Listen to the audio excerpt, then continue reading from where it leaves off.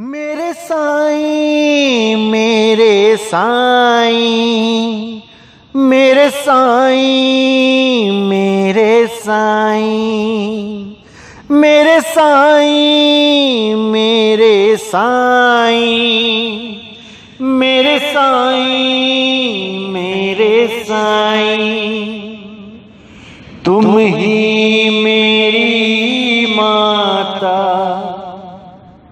तुम ही मेरे पिता हो, तुम ही मेरी माता, तुम ही मेरे पिता हो,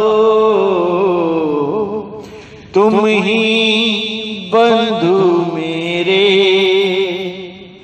तुम ही मेरे सखा हो, तुम ही बंधु मेरे, तुम ही मेरे सखा हो। नहीं कोई है दूजा, नहीं कोई है दूजा, तेरे सिवा जीवन में मेरे साईं मेरे साईं तेरी मूरत रहे मन में, मेरे साईं मेरे साईं तेरी मूरत रहे मन में। यही वरदान मैं चाहूं, यही वरदान मैं पाऊं, रहे तू ही सिमरन में, मेरे साईं मेरे साईं तेरी मूरत रहे मन में, मेरे साईं मेरे साईं तेरी मूरत रहे मन में, मेरे साईं मेरे साईं मेरे साईं मेरे साईं मेरे साईं मेरे साईं मेरे साईं मेरे साईं मेरे साईं मेरे साईं मेरे साईं मेरे साईं। नमस्कार मेरे प्यारे भाइयों, मेरे परम पिता परमात्मा के प्यारे जीव हंसों, मैं मालिक से यही अरदास करता हूं कि आप सब मेरे भाइयों का विवेक पहले से ज्यादा और ज्यादा से ज्यादा बढ़ता ही जाए, और ऐसी कोई दुविधा ना रहे जो मेरे भाइयों को 1% भी भ्रम में डाल सके, क्योंकि मेरे भाइयों ये भ्रम भूत ही हमारी मुक्ति ना होने का मूल कारण है। अगर हमने इस भ्रम भूत को भगा दिया तो हमें कोई रोक नहीं सकता मुक्त होने से, लेकिन ये भ्रम ऐसा है कि भागने का नाम ही नहीं लेता, नाम ही नहीं लेता, क्योंकि भरमाने वाले इतने हैं जिसकी गिनती नहीं की जा सकती। एक से बच के बाहर आते हो, दूसरा तैयार बैठा है भरमाने के लिए, दूसरे से बच के बाहर निकलते हो, तीसरा चौथा पांचवा बैठा है भरमाने के लिए। कैसे बाहर निकलोगे इनके जाल से? जब तक मेरे भाइयों अपना विवेक नहीं जगाओगे, जब तक इनके जाल को नहीं तोड़ पाओगे। तो हमने बस ये विवेक लगाना है कि इनके पास जाल है कौन सा, कौन से जाल में उलझाते हैं ये जीव को, हमने केवल इस पे विचार करना है। तो साहिब कहते हैं, बावन के जंजाल में फंस गया ये संसार, और सिमरन 52 का करे, कैसे लागे पार। ये सारा ही संसार 52 अक्षरों में ऐसा उलझ गया है कि अब बाहर नहीं निकला जाता। इतनी भाषाएं, इतने अक्षर, इतने नाम, इतने शब्द, इतने धर्म कर्म, सब कुछ 52 में ही हो रहे हैं। 52 में ही सब उलझ गए हैं। इन 52 से बाहर कैसे होवें जब गुरु ही 52 में उलझाने वाले मिल गए हैं? कैसे बात बनेगी? इसीलिए साहिब ने क्या बोला, अरे 52 आखर लोकत्रय, सब कुछ इन ही माही, और ये आखर खिर जाएंगे, वो आखर इनमें नाही। वो सच्चा अक्षर, वो अविनाशी नाम इन नाशवान अक्षरों में नहीं है। इसको अच्छी तरह समझ लो मेरे भाइयों, समझ लो। इसलिए साहिब ने फिर बोला, जब 52 का टूटे डोरा, सहजे छूटे काल झकोरा। अरे फिर नहीं आए, फिर नहीं जाए, सार शब्द में रहे समाए। उसके बाद तुम्हारा आना जाना सदा सदा के लिए खत्म हो जाता है। फिर तुम्हारा वास कहां होगा? शब्द में होगा। और कब होगा? जब सारे भरम टूट जाएंगे। अरे गुरु प्रसाद भरम का नाश। समझ जाओ मेरे भाइयों, इसको समझ जाओ।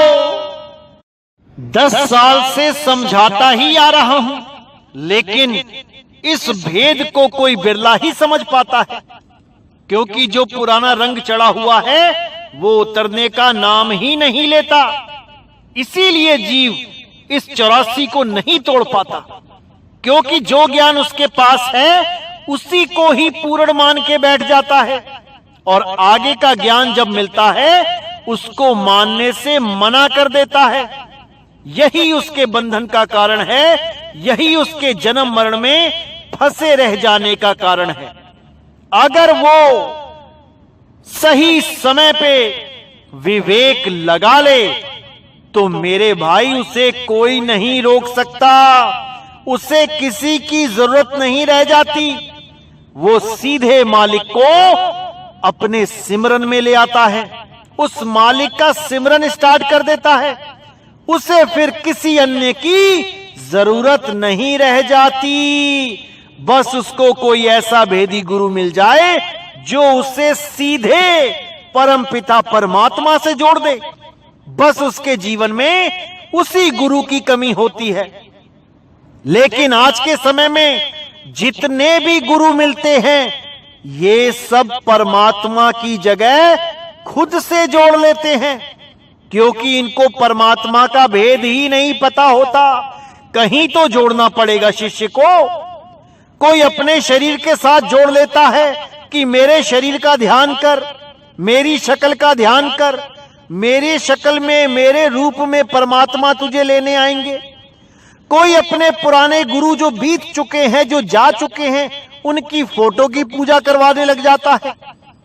फोटो के आगे दिया जलाओ, फोटो के आगे जोत अगरबत्ती करो, आरती करो। इन कर्म कांडों में उलझा देते हैं। कुछ लोग भोग लगवाने लग जाते हैं गुरुओं की फोटो के आगे। ये सब घोर अज्ञान है, ये सब घोर अज्ञान है मेरे भाइयों। इसको त्यागो, आगे बढ़ो। मंजिल अभी और आगे है, बीच में मत रुक जाओ मेरे भाइयों, आगे बढ़ो। क्योंकि ये मनुष्य जन्म तुम्हें आगे बढ़ने के लिए ही मिला है। इसीलिए साहिब ने बोला, जब लग मिले नहीं शब्द वो सांचा, तब लग गुरु करो 10 पांचा। कोई फर्क नहीं पड़ता गुरु त्यागने में, बस ज्ञान आगे का मिलना चाहिए, पीछे कभी मत जाना। क्योंकि पीछे चले गए तो बहुत बड़ा नुकसान हो जाएगा। इसलिए हमेशा आगे बढ़ते जाओ, आगे बढ़ने में कभी कोई नुकसान नहीं होता। तो मेरे भाइयों, जैसा कि मैंने 2018 से ही बताना शुरू कर दिया था आप लोगों को कि आने वाले समय में हमारा बहुत बड़ा विरोध होगा, क्योंकि जब भी इस झूठे संसार में सत्य का उजागर हुआ है, तब तब सत्य उजागर करने वाले का विरोध भी हुआ है, और ये आज भी हो रहा है। इसीलिए मेरे भाइयों, आपने हर चीज को अच्छी तरह समझना है। अगर कोई हमारे विरोध में बोलता है तो वो दो कारणों से बोलेगा। अगर वो हमारे पंथ का नहीं है, तब तो केवल यही कारण होगा कि उसकी दुकान उजड़ रही होगी। उसने जो पाखंड की दुकान सजा रखी है, वो दुकान उजड़ने पे आ गई होगी। लोग सवाल जवाब करने लगे होंगे, उसके ही शिष्य उससे बहस करने लग गए होंगे, सवालों के जवाब मांगने लग गए होंगे। अब जवाब उसके पास कोई है नहीं, तो वो भाई गालियां ही देगा, बुरा ही बोलेगा, बदनाम ही करेगा। एक तो ये कारण है जो अन्य पंथ वाले होंगे, और जो हमारे ही पंथ के मेरे खिलाफ बोलेंगे, उसके पीछे क्या कारण होगा? उसके पीछे कारण है मान बड़ाई, अहंकार का, कि ये नितिन का नाम इतना क्यों चमक रहा है, कि ये नितिन देश विदेश में कैसे जा रहा है, कि सब जनता नितिन के ही पीछे क्यों लग गई है। ये बहुत बड़ा कारण है विरोध का मेरे भाइयों, बहुत बड़ा कारण है। और ये सब हमारे पंथ में शुरू से ही होता ही आया है। मैं देख देख के थक गया हूं, ये टांग खिंचाई हमारे पंथ में खत्म ही नहीं होती। अरे इस दुनिया में आए हो भाई, भक्ति करो, मुक्ति प्राप्त करो। एक दूसरे की बुराइयां करने से कुछ नहीं मिलेगा, कुछ हासिल नहीं होगा। अपनी ही जुबान गंदी होगी, अपने ही कर्म खराब होंगे। जो काम परमात्मा ने जिसको दिया है, वो तो वो काम करके ही रहेगा। किसी के रोकने से वो रुकने वाला नहीं, किसी के झुकाने से वो झुकने वाला नहीं। इसलिए भाई, दूसरों की निंदा चुगली छोड़ो और भक्ति करो। जो कार्य करने इस जीवन में आए हो, उसको पूरा करो, नहीं तो बेरंग लिफाफे की तरह वापस जाना पड़ेगा। कुछ हाथ पल्ले नहीं रह जाएगा, कुछ भी। ये गलतफहमी में मत रहना कि हमने इस पंथ से नाम ले लिया है, अब हम किसी की भी बुराइयां करते रहें, अब हमारी मुक्ति तो हो ही जाएगी, गुरुजी तो हमें पार कर ही देंगे। ऐसी गलतफहमी में मत रहना मेरे भाइयों, मत रहना। इस पंथ में कई तो गुरु लटक गए और कई चेले लटक गए। जिसने भी सत्य को धारण नहीं किया, वो लटक ही गया, और जो सत्य को धारण नहीं करेगा, वो भी लटक ही जाएगा। इस गलतफहमी में मत रहना कि इस पंथ में आने के बाद तुम्हें खुली छूट मिल जाएगी, किसी की भी निंदा करो, किसी को भी गाली दो। ऐसा नहीं होगा मेरे भाई, ऐसा नहीं होगा। इस पंथ में आने के बाद तो तुम्हें ऐसा बनना पड़ेगा कि कोई तुमको गाली देता हो, तब भी तुमने पलट के उसको गाली नहीं देनी है। इस पंथ में आने के बाद तो तुम्हें ऐसा बनना पड़ेगा, कोई कितना ही झगड़ा क्यों ना हो रहा हो आश्रम में, तुम्हें बीच में नहीं पड़ना है। तुम क्या करने आए हो इस पंथ में, उस पे फोकस रखो। ना तो तुम्हें किसी गुरु या साधु से मतलब होना चाहिए कि वो क्या कर रहा है, और ना ही तुम्हें किसी चेले से मतलब होना चाहिए। तुम क्या करने आए हो, तुम्हें केवल अपने कार्य सिद्धि से मतलब होना चाहिए। तुम्हारा कार्य सिद्ध होना चाहिए, छोड़ो बाकी को। कौन क्या करता है उसको छोड़ो, तुम क्या कर रहे हो ये देखो, इससे तुम्हारी मुक्ति होगी। सत्य को धारण करके तुम्हारी मुक्ति होगी। इसीलिए साहेब ने बिल्कुल क्लियर कर दिया कि ध्यान मूल गुरु रूप है और पूजा मूल गुरु पाओ, मंत्र मूल गुरु वचन है, मोक्ष मूल सतभाव। तुम्हारा भाव सत्य होना चाहिए। तुम्हें ना तो कोई बैरी दिखाई देना चाहिए, ना ही कोई मित्र। इन दोनों से ही भिन्न हो जाओ, इन दोनों से ही परे हो जाओ। अरे कबीर खड़े बाजार में चाहे सबकी खैर, ना काहू से दोस्ती ना काहू से बैर।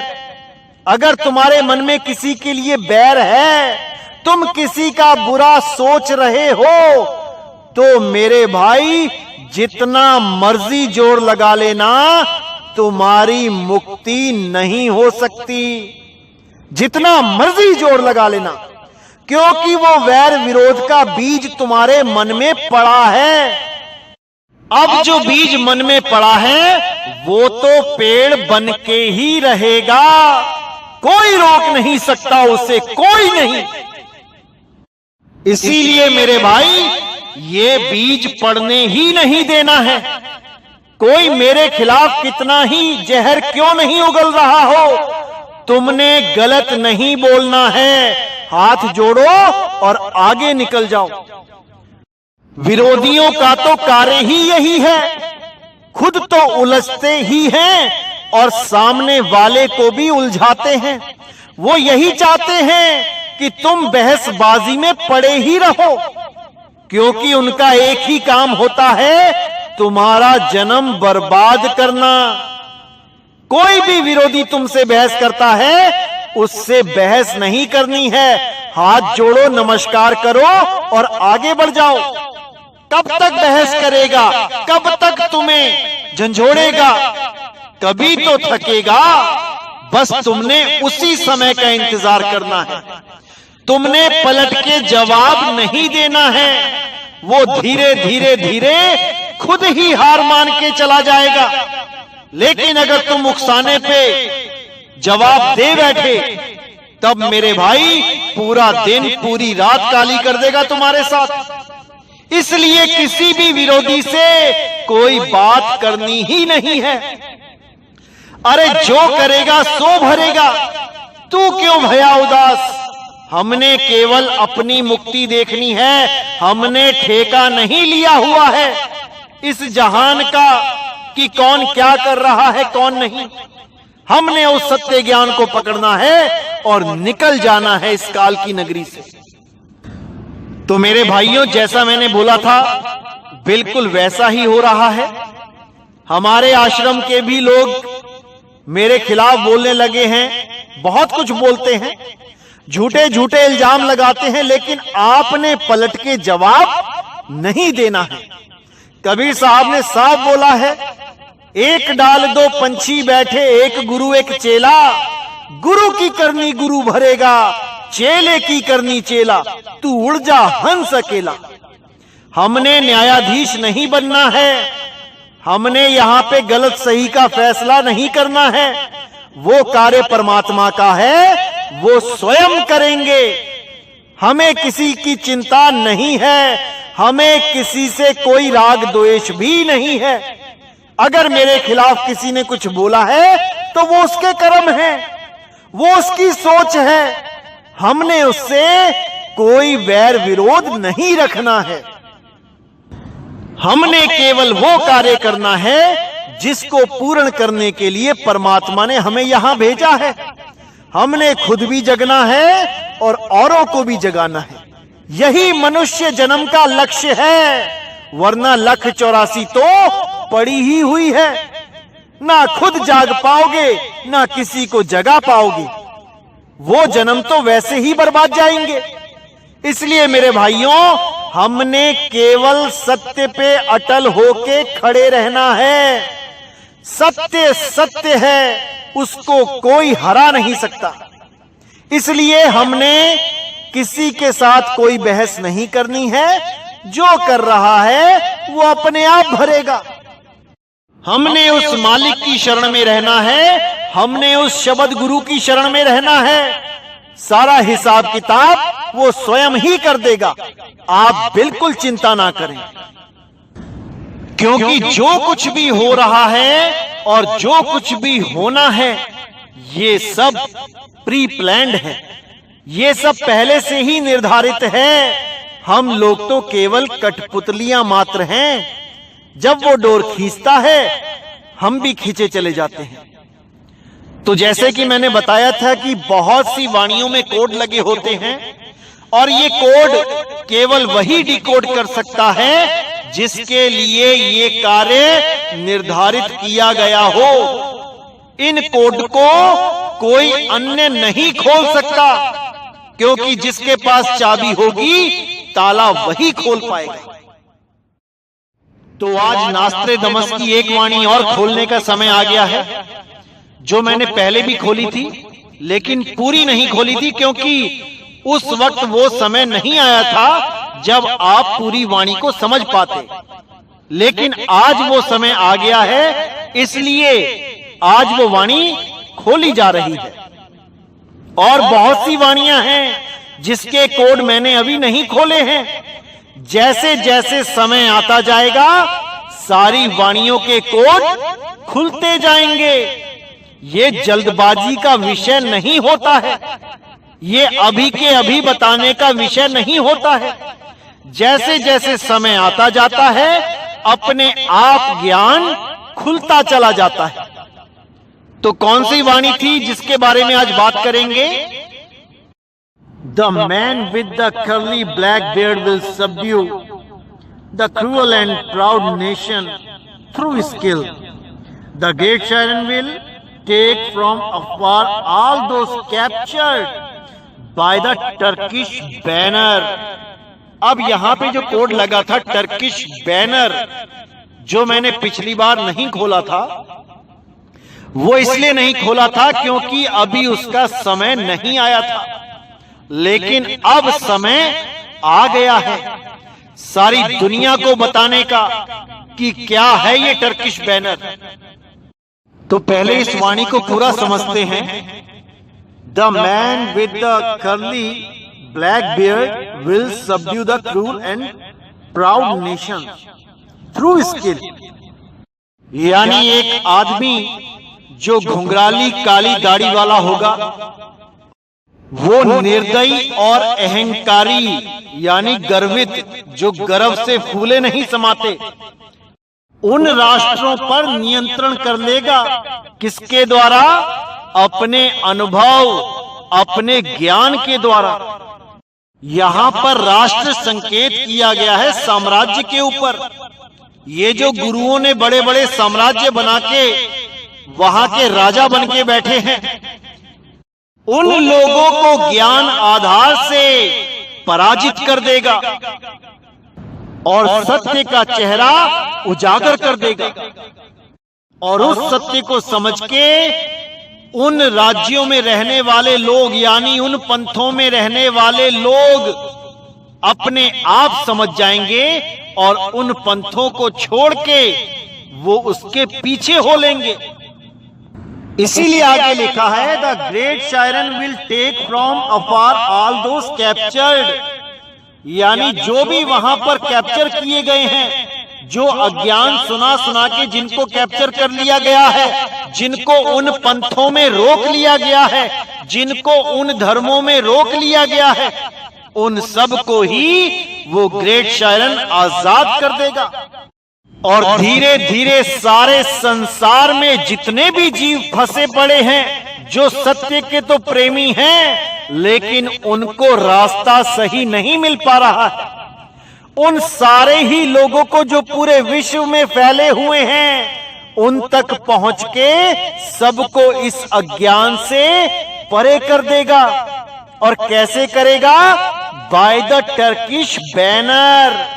अब ये टर्किश बैनर क्या है, इसको समझना है, क्योंकि इस कोड को कोई खोल ही नहीं सकता।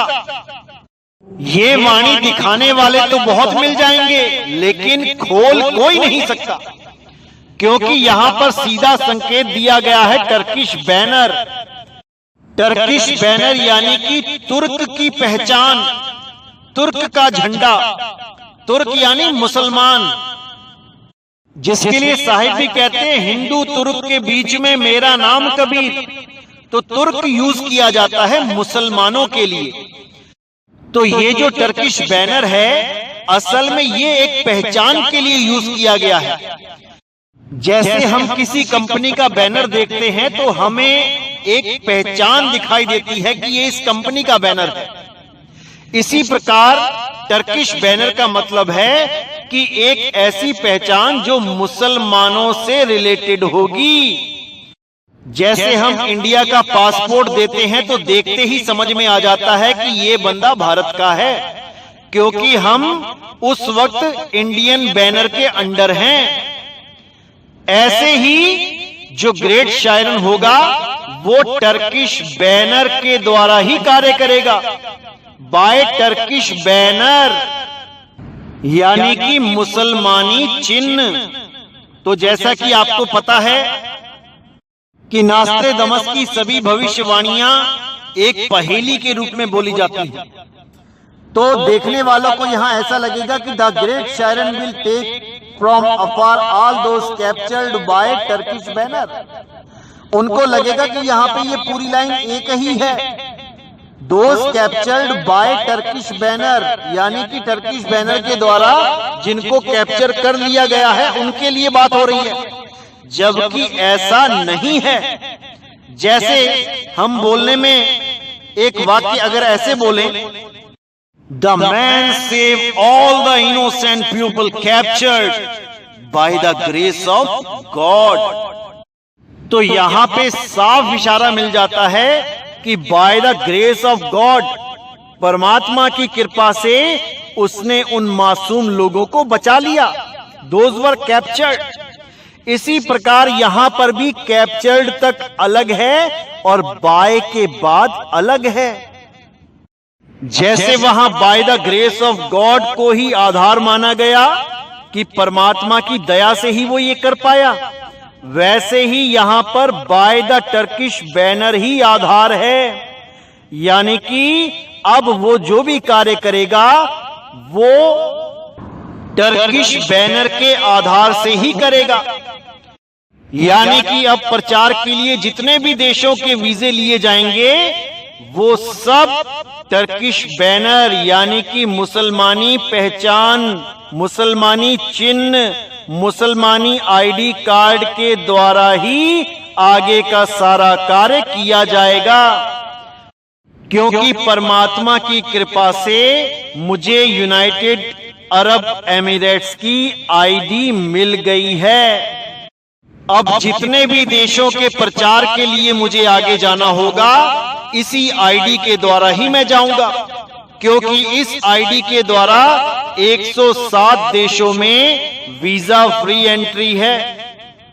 बस हमने टिकट लेनी है और उस देश में पहुंच के वहां के अपने भाइयों को ज्ञान समझाना है और उनको मुक्ति का मार्ग बता के आगे बढ़ जाना है। इसी प्रकार हर देश में हमने ज्योत जलानी है। धीरे धीरे यही 1 से 2, 2 से 10, 10 से 100 ज्योतें जलती ही जाएंगी और इसी प्रकार आने वाले समय में ये ज्ञान पूरे विश्व में डंका बजाएगा, सतनाम का डंका बजाएगा। इसीलिए साहिब ने मदन साहिब को बोला था, चौथी गद्दी होई अवतारा, डंका बाजी सब संसारा, हम ही उनके सिर बैठब आई, वासे पार कोई नहीं पाई। समय आ गया है मेरे भाइयों, जब पूरे विश्व में एक नाम, एक झंडा, एक भाषा का प्रचार होगा, प्रेम की भाषा का प्रचार होगा। ये दुनियावी भाषाएं तो हमने खुद से बना ली हैं, असली भाषा तो प्रेम है जो आदमी जानवर सबके लिए एक है। भेड़ बकरियां हमारी भाषा नहीं समझती, लेकिन प्रेम की भाषा सब समझते हैं। इंसान ही नहीं जानवर भी समझते हैं। यही प्रेम की भाषा सारे संसार को एक कर देगी। कोई राग द्वेष नहीं रहेगा, कोई जात पात नहीं रहेगी, कोई रंग भेद नहीं रहेगा। हम सब मालिक के जीव एक परमात्मा की शरण में आ जाएंगे, उस एक झंडे के नीचे आ जाएंगे। इसको समझो मेरे भाइयों, इसको समझो। तो मेरे भाइयों, आज की वाणी यहीं समाप्त करते हैं। और जो मैंने बोला है उसको अच्छी तरह समझना है। किसी के साथ वैर विरोध नहीं करना है। अगर कोई गलत बोल रहा है तो वो अपने लिए कांटे बो रहा है। हमारा उससे कोई ताल्लुक नहीं, हमारा उससे कोई बैर नहीं, हमारा उससे कोई वास्ता नहीं। हम अपने कार्य को करते चलेंगे, हम अपने रास्ते पे बढ़ते चलेंगे। हमें किसी से कोई सरोकार नहीं है।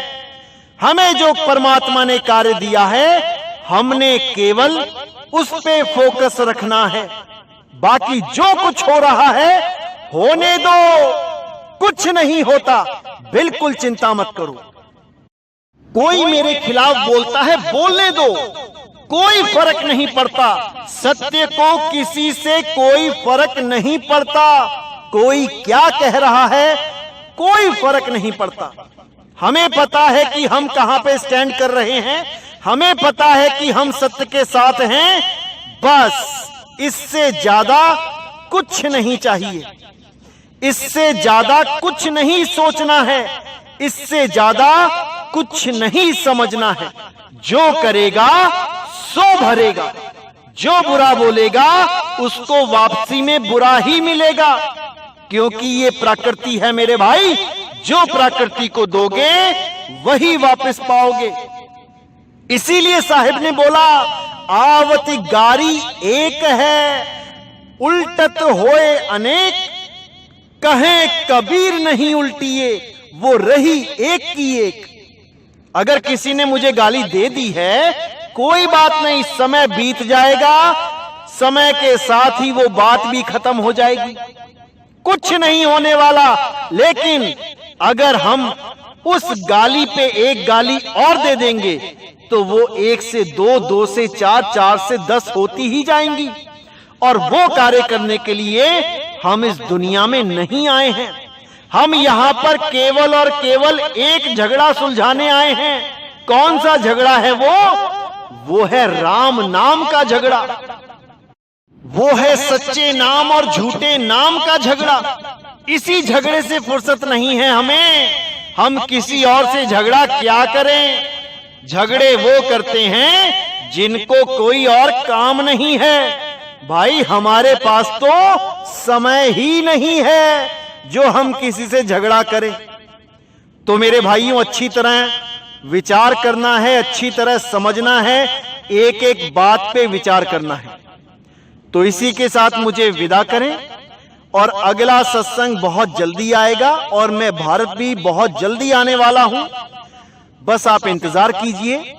आते ही जो लोग नाम दीक्षा के लिए व्याकुल हैं उन सबका कल्याण किया जाएगा, सबको नाम से जोड़ा जाएगा। तो इसी के साथ मैं वाणी पे विराम देता हूं। बोलिए सतगुरु बंदी छोड़ सतगुरु सत्य कबीर साहिब की सदा ही जय हो, सदा ही जय हो मेरे मालिक की सतनाम साहिब बंद की।